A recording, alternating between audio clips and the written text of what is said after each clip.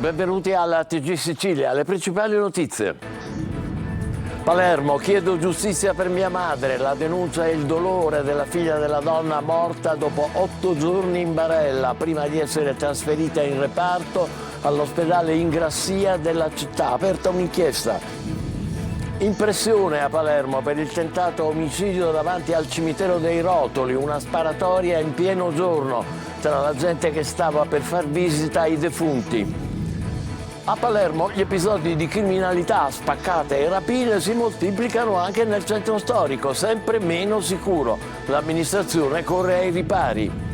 Sequestrati 250.000 euro alla presidente di un'associazione anti-racket del capoluogo che aveva trasformato un bene confiscato alla mafia in una palestra abusiva. Ad Agrigento in arrivo 3 milioni per il decoro urbano della città in vista del 2025, quando la città sarà capitale della cultura. Natale a Catania, arte storica e devozione nel presepe degli studenti del liceo artistico Emilio Greco sul sagrato della Basilica Collegiata. Nel pomeriggio l'inaugurazione con l'arcivescovo Renna. Insolita letterina a Babbo Natale da San Giovanni Galermo, periferia di Catania. Mittente il piccolo Salvatore, chiede strade pulite e senza buche. Calcio, il Catania vince 4-0 con il Sorrento e chiude in bellezza il 2024. Il presidente Pelligra garantisce rinforzi a gennaio. Questa sera al Provinciale il Trapani incontra il Foggia nell'esordio casalingo del tecnico capuano.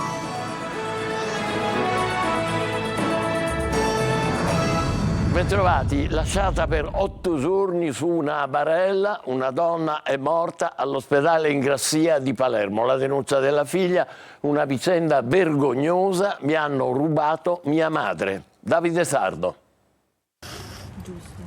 Lacrime di rabbia e di dolore. Lei è Romina, figlia di Maria Ruggia, la donna 76enne lasciata per 8 giorni su una barella al pronto soccorso dell'ospedale Ingrassia di Palermo e deceduta dopo aver contratto un'infezione. Il caso è finito in procura con la figlia che denuncia appunto che la madre sarebbe stata lasciata per 8 giorni su una barella. La polizia ha sequestrato le cartelle cliniche e la salma che sarà portata all'Istituto di Medicina Legale del Policlinico per l'autopsia. La figlia della paziente deceduta spiega che nel corso del ricovero non sono state considerate le condizioni cliniche della donna che soffriva di diverse patologie. Sono stata con lei, è stata per tutta la notte in barella degli ambulanzieri. Dopo è stata portata in un'altra barella perché non c'erano barelle, dopo è stata messa in un'altra barella dove è stata qui per 8 giorni. Mi dicevano che aspettavano di portarla in reparto perché soltanto in reparto potevano fare le terapie dovute. Sulla vicenda un'inchiesta interna è stata aperta dalla direzione aziendale dell'ASP6 di Palermo. Io sono stata chiamata alle 10 del mattino del 19 dicendomi se io fossi al corrente del modo in cui è arrivata mia madre in reparto. Che mia madre era in fin di vita. Io pensavo di aver capito male sinceramente perché non mi aspettavo una cosa del genere e mi hanno proprio specificato che mia madre stava perdendo la vita perché si era contratta un'infezione. Tutto il giorno ho provato a chiamare al numero che mi avevano detto di chiamare qualora ci fosse un dubbio, qualora io volessi delle informazioni e non mi hanno mai risposto. Le accuse verso l'ospedale palermitano. Secondo me mia madre si è contratta un'infezione proprio al pronto soccorso, che mia madre è stato un peggioramento, anzi prima c'era stato un miglioramento e poi subito un peggioramento, aveva anche difficoltà pure respiratoria, mia madre non è entrata per questo motivo. Il servizio che abbiamo appena visto è di Marco Gulare. Siamo a Palermo, appuntamento tra rivali o agguato premeditato? Si indaga sulla sparatoria di ieri al cimitero dei Rotoli, gravissima la vittima, impressione tra i visitatori del Camposanto. Lorena Dolci. Sembra prendere sempre più corpo l'ipotesi di un attacco premeditato e si allontana la pista del delitto d'impeto. Mentre Antonio Fragale, 43 anni, si trova tra la vita e la morte all'ospedale Villa Sofia, gli inquirenti cercano di chiarire lo scenario del tentato omicidio di ieri davanti al cimitero dei Rotoli di Palermo. Una sparatoria in pieno giorno, erano da poco passate le 12, tra i visitatori che stavano per varcare la soglia del cimitero. Fragale è un operaio della Reset, l'azienda partecipata del comune che si occupa del verde al Camposanto. Camposanto, ma ieri non era in turno. Potrebbe aver avuto un appuntamento con qualcuno, forse con 3 persone, che gli avrebbero teso l'agguato. Durante la discussione, l'interlocutore ha tirato fuori una pistola e l'ha ferito gravemente al torace e all'addome. Per terra sono stati trovati 6 bossoli. Gli investigatori hanno sentito numerosi testimoni. Le condizioni di Fragale sono critiche. I colpi lo hanno centrato al torace e all'addome. Sono proprio queste ferite a preoccupare i medici che l'hanno sottoposto ad una delicata operazione. Ancora da capire se il movente sia da attribuire a motivi personali o economici. L'uomo, che ha diversi precedenti per reati contro il patrimonio e droga, è sottoposto a sorveglianza speciale. C'è una notizia di poco fa: la polizia di Palermo ha fermato l'uomo ritenuto responsabile di questo tentato omicidio di cui abbiamo appena riferito davanti ai rotoli. Secondo gli investigatori, l'indagato avrebbe raggiunto a bordo di una macchina il luogo dei fatti, dove ha colpito dapprima la persona offesa con calci e pugni e poi gli ha sparato diversi colpi d'arma da fuoco in varie parti del corpo. Ma gli episodi di criminalità a Palermo si moltiplicano, non sono soltanto quelli al cimitero. Spaccate e rapine rendono in particolare il centro storico tutt'altro che sicuro e l'amministrazione corre ai ripari. Luca Ciliberti. Il cartello sulla vetrina vale più di decine di dichiarazioni di circostanza. È una presa d'atto da parte di chi vive il centro storico che Palermo ha ormai un problema di sicurezza endemico. Il cartello è al tempo stesso una richiesta d'aiuto forte a tutti i soggetti interessati all'incolumità della collettività. Come amministrazione comunale siamo rimasti molto colpiti dal messaggio del commerciante che indica prima di andare in ferie che la propria cassa è vuota per evitare spaccate. Abbiamo un tema di sicurezza percepito in città che stiamo affrontando come amministrazione comunale, stiamo potenziando anche gli investimenti sul sistema di videosorveglianza e telecontrollo collegato con la centrale della nostra polizia municipale. Nell'ultimo periodo c'è stata una vera e propria escalation di episodi di criminalità in città. Abbiamo in più di un'occasione sottolineato al Comitato per l'Ordine Pubblico e la Sicurezza quanto importante sia il coordinamento delle attività a prevenzione dei fenomeni criminali. Non stiamo con le mani in mano e vogliamo stare a fianco alla nostra città. Non solo la Rinascente tra le vittime illustri, ma vengono presi di mira soprattutto bar, agenzie di cambio, piccole attività commerciali che spesso per i rapinatori producono bottini esigui, ma ingenti danni economici ai titolari, costretti non solo a riparare le vetrine e le saracinesche spaccate, ma anche a montare servizi di antifurto e videosorveglianza particolarmente costosi per evitare ulteriori brutte sorprese. A testimonianza che per i residenti e i commercianti di Palermo il Natale sarà tutt'altro che sereno. Messina molesta una donna che dorme in un sacco a pelo. Un tunisino di 35 anni è stato arrestato dalla polizia ferroviaria per violenza sessuale. La vittima ha raccontato agli agenti che mentre dormiva nelle vicinanze della stazione si è svegliata disturbata dal tocco insistente e violento di una mano, quello del tunisino appunto, che è stato arrestato a Messina. Torniamo a Palermo. La Guardia di Finanza ha sequestrato 250.000 euro alla presidente di un'associazione anti-racket che aveva trasformato un bene confiscato alla mafia in una palestra abusiva. Emanuela Corsi.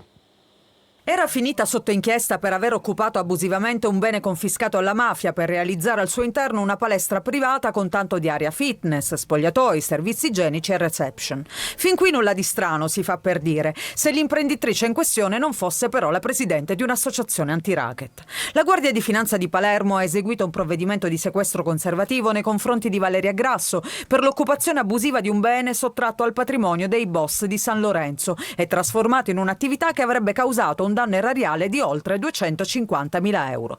Lo scopo del sequestro conservativo, scrive in un comunicato il Comando Provinciale delle Fiamme Gialle, è quello di garantire l'azione risarcitoria nei confronti dello Stato. L'immobile, che si trova in via Matteo Dominici, era stato confiscato nel 2005 e devoluto al patrimonio dello Stato. Nel 2014 l'Agenzia per i beni confiscati aveva emesso un'ordinanza di sfratto per Valeria Grasso, ma lo sgombero dell'immobile non è mai avvenuto. Il 28 novembre dello scorso anno la Polizia Municipale ha effettuato un sopralluogo nella palestra, dove ha trovato il figlio dell'imprenditrice, constatando che l'immobile non solo continuava ad essere occupato abusivamente, ma che aveva subito modifiche di carattere urbanistico ed edilizio mai denunciate, come la creazione di ambienti separati per il fitness, spogliatoi, servizi igienici, area reception e cambio di destinazione d'uso non autorizzati e realizzati in data imprecisata. A dare il via alle indagini la denuncia presentata da un imprenditore locale che lamentava il mancato pagamento di alcuni lavori eseguiti nel locale locale per un valore di circa 50.000 euro. Ad Agrigento in arrivo 3 milioni di euro da utilizzare per il decoro urbano della città in vista del 2025, quando la città sarà capitale italiana della cultura. Davide Sardo. Ad Agrigento dovrebbero arrivare 3 milioni di euro già stanziati a favore del Comune nei primi anni 2000 e che non sono mai stati spesi. Adesso la Commissione Bilancio della Camera ha approvato un emendamento presentato dalla deputata agrigentino Calogero Pisano che ha sbloccato i soldi ritenuti utili nella prospettiva dell'anno capitale della cultura. Infatti i fondi, secondo le intenzioni, dovrebbero consentire di migliorare sensibilmente il decoro urbano in città, dalla manutenzione di strade e marciapiedi alla cura delle aree verdi fino al potenziamento dei servizi essenziali. Saranno inoltre previsti interventi di riqualificazione nelle zone storiche e nelle aree ad elevato afflusso turistico. Io penso che siamo in ritardo, penso che ci stanno lavorando, c'è una bella programmazione, c'è una squadra che sta lavorando benissimo e piano piano vedremo quello che succede. La città è pronta? La città è pronta, sarà pronta per il 2025. Il traguardo che ci si pone adesso è una spesa celere, utile e costruttiva, senza ritardi e superficialità, come hanno documentato le nostre inchieste nei giorni scorsi. Inoltre sembra difficile che questi nuovi fondi, di cui beneficerà la città, possano tradursi in opere concrete a breve termine. Adesso il tempo, sarà un Natale freddo, ventoso e con qualche piovasco. L'aria del nord Europa condiziona il clima sulla nostra isola. Allerta gialla della Protezione Civile regionale, oggi disagi nel Palermitano, con alberi abbattuti per il forte vento appunto e allagamenti in città. Ed è stato chiuso anche un tratto della statale 113, la settentrionale Sicula, vicino a Gioiosa Marea. Orazio Longo. La pioggia e il vento che anche nelle ultime ore hanno provocato danni in Sicilia. A Palermo, come si vede da queste immagini, i disagi si sono verificati in corso Calatafimi, in viale della regione siciliana, con allagamenti nella zona del sottopasso di viale Michelangelo e alberi e cartelloni caduti in via Imperatore Federico, con decine di interventi di vigili del fuoco. Dovrebbero diminuire di intensità nelle giornate della vigilia e di Natale. Quello che si sta vivendo è il transito di un fronte freddo sul nord dell'isola, con una massa di aria artica marittima proveniente dalla Scandinavia. Le previsioni parlano di temperature in diminuzione, con nevicate previste sui Nebrodi, sulle Madonie e sull'Etna intorno ai 1000 metri e localmente anche a quote più basse. Venti di tramontana e grecale che rimangono persistenti ma con tendenza a diminuire. Allerta gialla della Protezione Civile regionale, ad eccezione delle province di Siracusa e Ragusa. Il tempo per il giorno di Natale si prevede instabile, perturbato nel Messinese e soleggiato, con rapidi annuvolamenti e piovaschi sul Catanese e nel Palermitano. L'attività elettrica, cioè i fulmini, interesserà soprattutto la costa tirrenica. I mari rimarranno mossi, molto mosso lo Ionio, al largo agitato il Tirreno.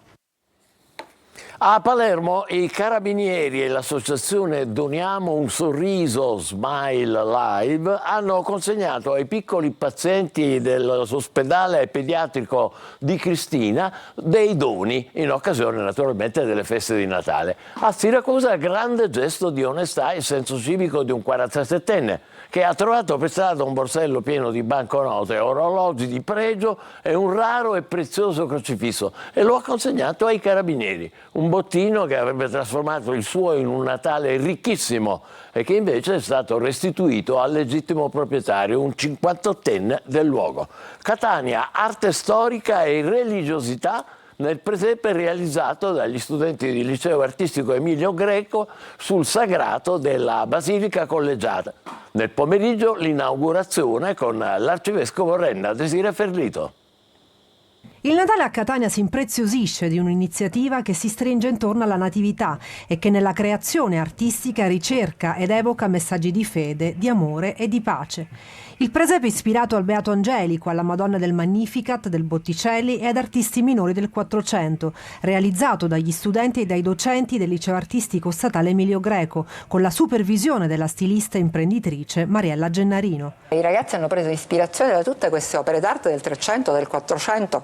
Abbiamo per esempio un angelo che qui non si vede, che è esattamente quello del Beato Angelico, però visto dai ragazzi. A Carmelo Asero, prevosto parroco della Basilica Collegiata di Catania, si deve l'idea del presepe artistico, che va ad aggiungersi a quello storico posto ai piedi dell'altare maggiore e al presepe tradizionale sito all'interno della sagrestia. L'idea del presepe nasce innanzitutto da un suggerimento, un desiderio dell'arcivescovo, che in questo è sempre molto vicino e presente e sensibile ad ogni iniziativa culturale e storico-artistica. Il presepe artistico sarà inaugurato oggi alle 19:30 nel cuore della centralissima via Atnea, per essere ammirato dai passanti e turisti. A renderlo unico nel suo genere le diverse tecniche adoperate dai ragazzi del liceo artistico.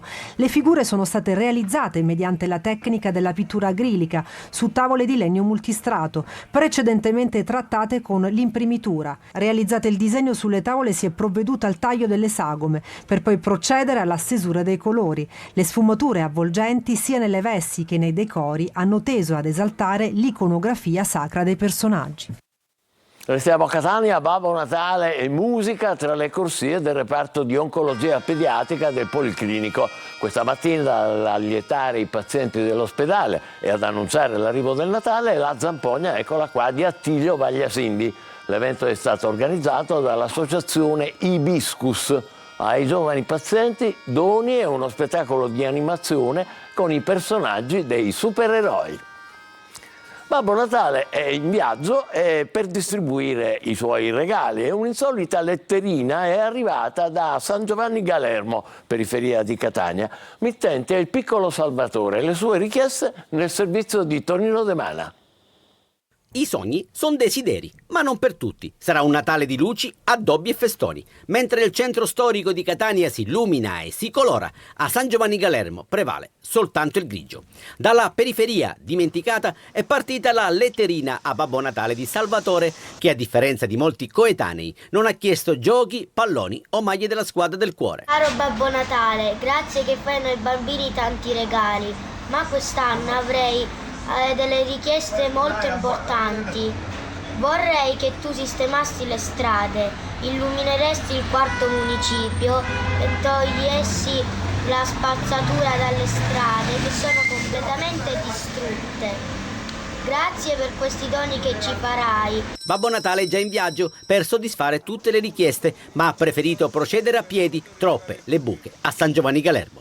Non ha scritto letterine, ma interrogazioni e mozioni il consigliere della quarta municipalità, Giuseppe Ragusa. È da 7 anni che noi chiediamo all'amministrazione centrale di asfaltare questo tratto di strada. Come vedete è completamente disastata. Purtroppo la periferia rimane sempre periferia, anche nel periodo natalizio non sono state messe le luminarie ed è un peccato. Un po' di bitume sarebbe gradito, quantomeno renderebbe felici automobilisti e scooteristi. Per tutti, buon Natale, anche da San Giovanni Galermo.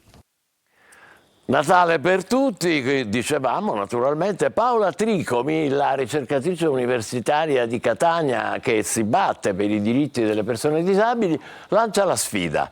Chi organizza cenoni riservi dei posti gratuiti per chi ha disabilità. Giusy Lazzara. La sua vita è una testimonianza di coraggio e determinazione. Paola Tricomi è una catanese ricercatrice alla Facoltà degli Stranieri di Siena. Scrive libri, non si è mai arresa neanche a quella sedia che la inchioda e le impedisce ogni movimento. Si batte da anni per affermare il diritto delle persone disabili in qualsiasi giorno dell'anno, anche per le feste di Natale e Capodanno. Chiedere ai ristoratori e a quante persone organizzano cenoni di Capodanno e di Natale di dare la possibilità un numero, insomma di considerare un numero di posti gratuiti per le persone con disabilità. Sarebbe un gesto carino per ricordarci che apparteniamo tutti alla famiglia degli esseri umani e abbattere un po' alcune barriere.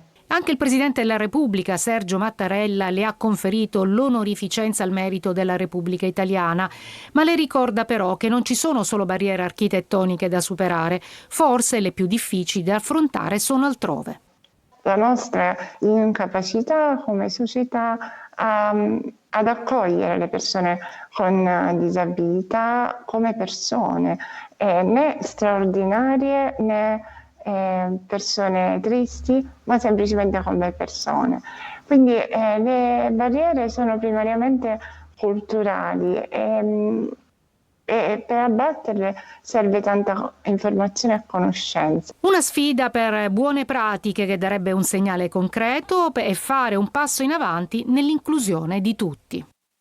Giustissime le raccomandazioni e l'invito di Paola Tricomi, tanti auguri anche a lei. Vi ricordo che dopo questo TG ci sarà una nuova puntata di Faccia a Faccia. Ospiti di Roberta Lunghi, la cantautrice palermitana Daria Biancardi, Max Koshman, ex detenuto ucraino del carcere Malaspina, oggi tra i responsabili dell'associazione L'Arcolaio, e poi l'amatissimo attore catanese Giuseppe Castiglia. Appuntamento dunque con Faccia a Faccia alle 14.30 su questa rete. Adesso facciamo la nostra pausa, tra poco per il calcio, il poker del Catania al Sorrento e stasera il Trapani in campo al Provinciale contro il Foggia. State con noi, vi aspettiamo.